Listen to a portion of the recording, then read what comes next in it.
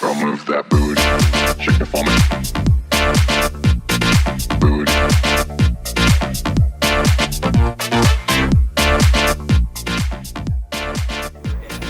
This was like a fully passion project for all of us, not backed by a massive studio, not a massive budget.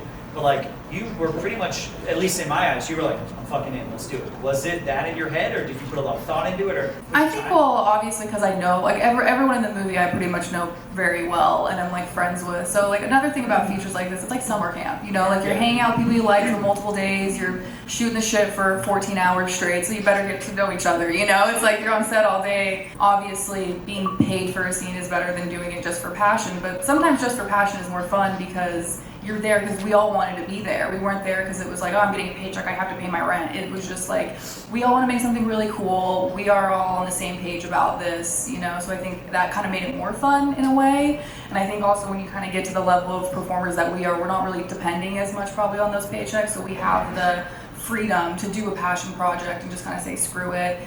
There's a video, and keep in mind, we're talking about idea. Your hair's wet, and you're just like going like this. Yeah. Fucking biceps just ripping. Just pulling your hair out, and I'm looking at that, and I'm like, do I have a crush on Cody? I think that's a thirst trap. Yes. It's called. It's a technical term, industry term. Thirst I'm trap. very thirsty. Yeah. So, what was your inspiration for that? Was there a thought, or were you just at the pool and you were like, damn, I had a good workout today, I'm feeling it, the sun's out, let's just get this? Because I'm sure that drove traffic. It's very much, I think, the opposite of who I am to do things like that. Like, I see girls posting those pictures, and obviously I'm looking at the pictures thinking the same thing, being like, oh, that's super hot. And I just it never clicked, I guess, in my head that that would work the same way for me to the fans who are there to see me. So it takes a lot to get that out of me, but I think I happened to be at XBIZ in Miami, actually, and we had rented a spot, and I was there with a bunch of other girls who were all ranging from performers to just creators for OnlyFans. Some girls would only do safe for work things, and I was just like, you know, what would a hot girl do if she had a pool and a dope ass yard in the middle of the Miami sun? And I was like, probably get wet and get out of the pool in slow motion. And I'm like, cool. And so I just started throwing up videos and doing things all over the yard and just sent them over to my editor for it. And he was like, this is gold, perfect. We got enough stuff for a while here. So when it came to that project, I was like, it's a passion project. I was like, I'm in, like, right away. Like, yeah, there was no waiting on that, because I love the opportunity to do something where we're working on a budget and maybe I'm not taking any monetary gain from it, but the chance to really do something, especially at this level with this group of people as well. I was like, no, that's 100%, it's a no-brainer. Like, we're just gonna show up, we're gonna do it. So I was like, yeah, this is, if they're all trusting this vision as well too, that there's no chance, like, obviously I'm gonna be there. So, yeah. So, Freya, your stuff is amazing. I'm gonna pull up this video, and while I do that, I want you just to like talk. And then you did the Christmas photos and videos. So while I pull this video up, I just want you to talk to us about the idea for these, because I know they have to be driving traffic.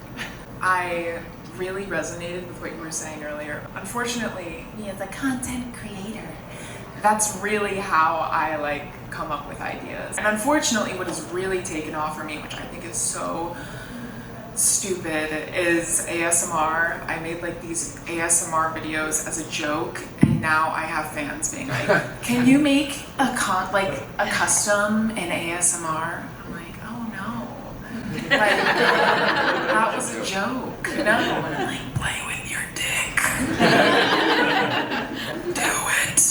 And I'm like, and I have to like laugh behind the camera because that all started out as some silly thing. So I think it's like the things you don't anticipate blowing up, and then you're like, oh, I'll post this as a joke, it's gonna get 4 likes, and then it becomes like the biggest thing on your profile. And it is, the ASMR video is the biggest video on my profile. So it's so stupid, but it's just like little ideas or inspirations that kind of push me to make these videos.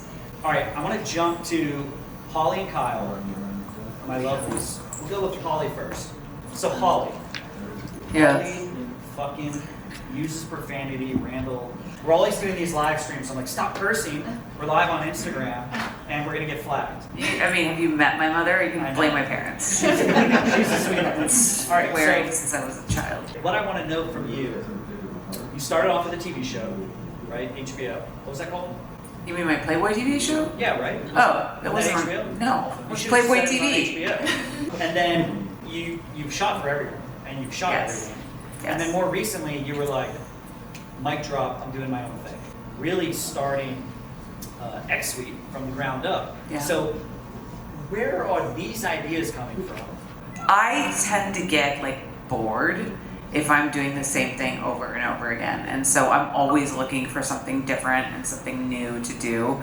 And I think that that has been why I've like dabbled in so many different things. And, you know, a lot of us kind of talked about like sort of like throwing spaghetti at a wall, right? And seeing like what sticks. And that's been a lot of what I've done. I've tried things, totally failed.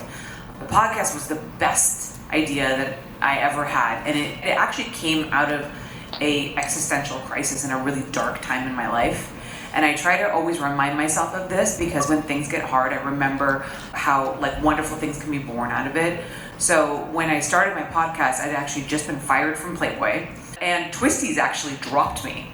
They just like stopped booking me. And I just really had this moment of like, what the fuck am I gonna do with my life? Like I don't have, you know, anything else, and this world and this adult world is everything that I know and I love, and I'm thinking like, am I gonna have to go shoot mainstream shit? Like I don't wanna work in mainstream, like my God, I don't wanna work with celebrities and like do editorials or shoot weddings. Like it was just, so I'm like, okay, what can I do?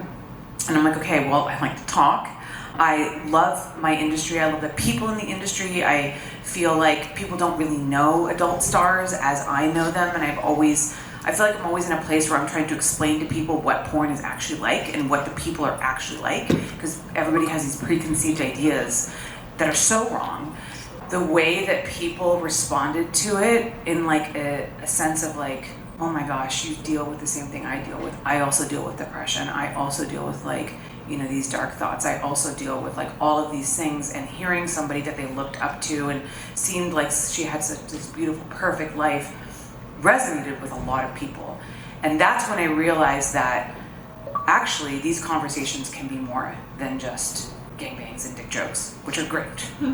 But it can be more than that. And that's when I saw like how, I don't know, these conversations could just be like really getting at the humanity of people. And it doesn't matter if they work in porn, you know, like we're all human beings, like just trying to make our way in the world.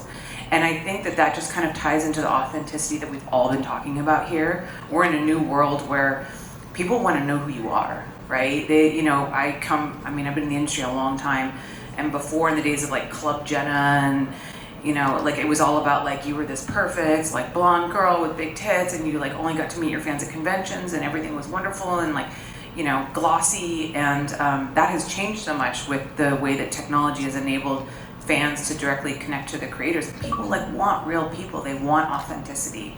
You know, I just say all of that because I think all of us go through those dark times where we're like, what am I going to do with my life? And we all have these difficult moments. But I think if you persevere and you really like take that moment to step back and look at like, where could you pivot?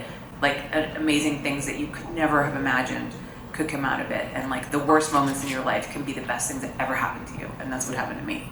And I feel like that's what my podcast taps into. That's like what Freya's TikToks tap into. That's what Cody's sexy pool videos tap into. Fucking amazing.